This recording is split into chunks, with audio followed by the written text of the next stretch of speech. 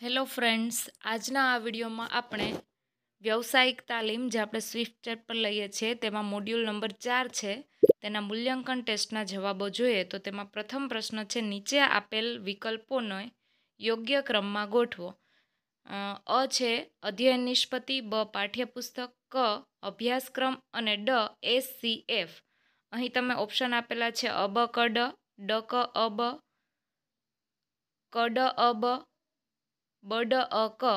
તો અહીં તેનો સાચો જવાબ છે ડ ક અ બ, એટલે કે સૌથી વહેલા તેમાં SCF આવશે. ત્યારબાદ પ્રશ્ન નંબર 2 છે અધ્યયન નિષ્પત્તિ એટલે 4 ઓપ્શન આપેલા છે વર્ગખંડ પ્રક્રિયા, વર્ગખંડ પ્રક્રિયા બાદ વિદ્યાર્થીનું કરવાનું થતું મૂલ્યાંકન. ત્રીજો ઓપ્શન છે ચોક્કસ સમયના શિક્ષણ કાર્ય બાદ વિદ્યાર્થીમાં જોઈ શકાય તેવા અપેક્ષિત વિકાસ દર્શાવતું વિધાન. તો તેનો સાચો જવાબ છે ત્રીજો ઓપ્શન છે. ત્યારબાદ છે પ્રશ્ન નંબર 3 પ્રવૃત્તિના ચરણોને યોગ્ય ક્રમમાં ગોઠવો. અહીં 4 ઓપ્શન છે અનુભવ, ચિંતન, અનુપ્રયોગ અને નિષ્કર્ષ.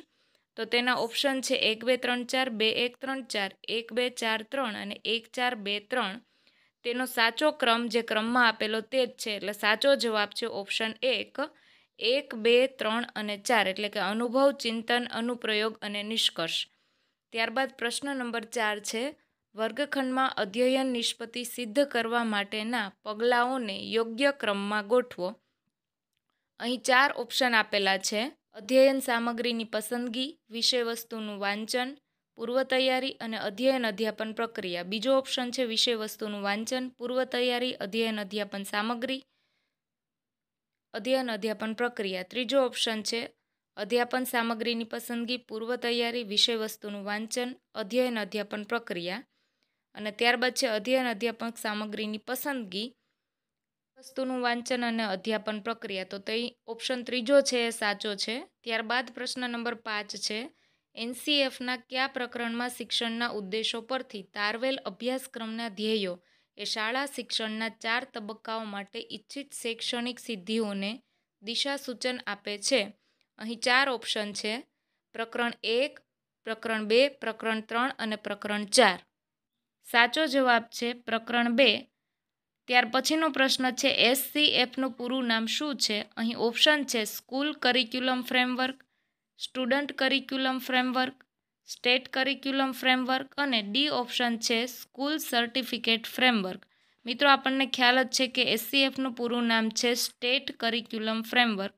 પ્રશ્ન 7 છે NEP 2020 અને NCF શિક્ષણ શેના પર ભાર આપે છે? યાદશક્તિ આધારિત શિક્ષણ, વિદ્યાર્થીઓનું સતત મૂલ્યાંકન, વિચાર્યા વગર શીખવાની તકો કે સુગમતા વિના નિશ્ચિત અભ્યાસક્રમ. આ પ્રશ્નનો સાચો જવાબ છે વિચાર્યા વગર શીખવાની તકનીકો. અધ્યયન નિષ્પત્તિનું પૃથક્કરણ કરવાથી આપણને શું જાણવા મળે છે? તો ઓપ્શનો પૈકી સાચો જવાબ છે ઉપરના તમામ. પ્રશ્ન નંબર 9 છે વર્ગખંડ શિક્ષણ કરતા પહેલા નીચેના પૈકી કઈ બાબતો વિશે વિચારવું જોઈએ? તેનો જવાબ પણ છે ઉપરોક્ત તમામ.